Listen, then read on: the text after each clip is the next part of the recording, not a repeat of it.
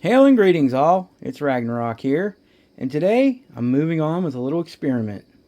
As you guys know, we've been pounding in the pears this past week, and so in order to consume and use and obtain as many resources as possible from these pears, we've been making Mama's pear sauce and pear butter, but there's all this little extra that's left over. So what I'm going to do is take it and turn it into pear cider vinegar. Now, having the ability to make vinegar in the event that you were unable to purchase any or obtain some at the store, it would be a good skill to have. And so that's why I want to learn how to do it now. I'm going to show you how to do it using pears.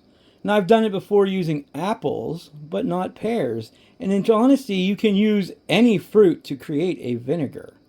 So what we're going to do is go ahead and put our funnel on, and I'm going to just evenly distribute this jar of scraps into these 3 half-gallon mason jars.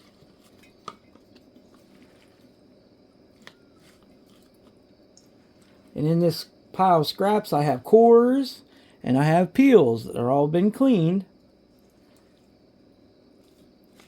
but otherwise would go to the pigs or the compost pile. Instead, we're going to turn them into something of value. Alright, now that I have it evenly divided, what I'm going to do is take to each half-gallon jar and add half a cup of sugar.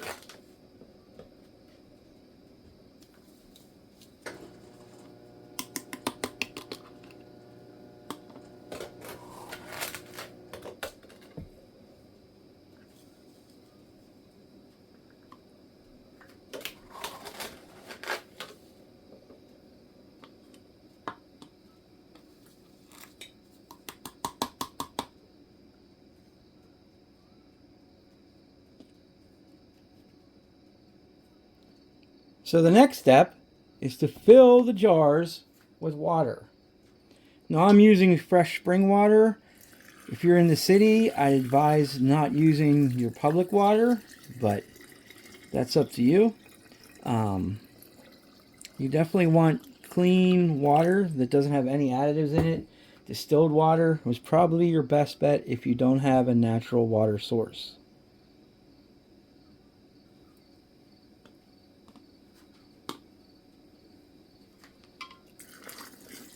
Alright.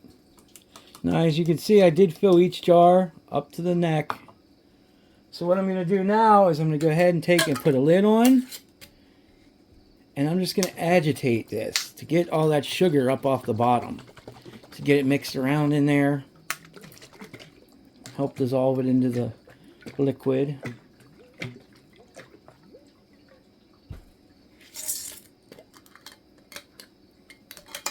On to the next jar.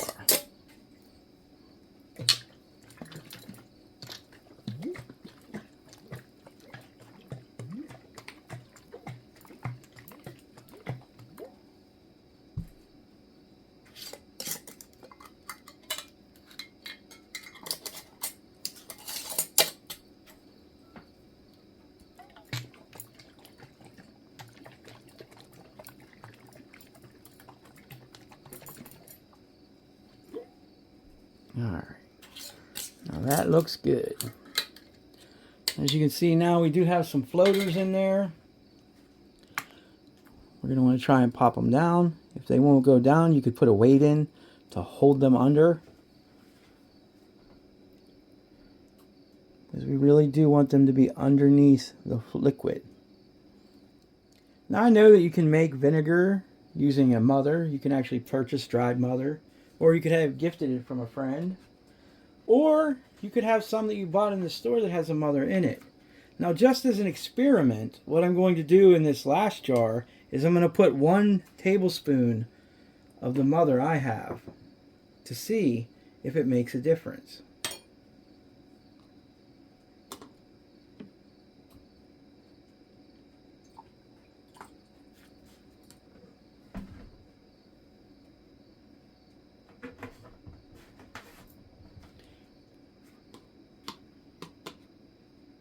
Now the next step is going to be, it's already bringing its little fly friends in.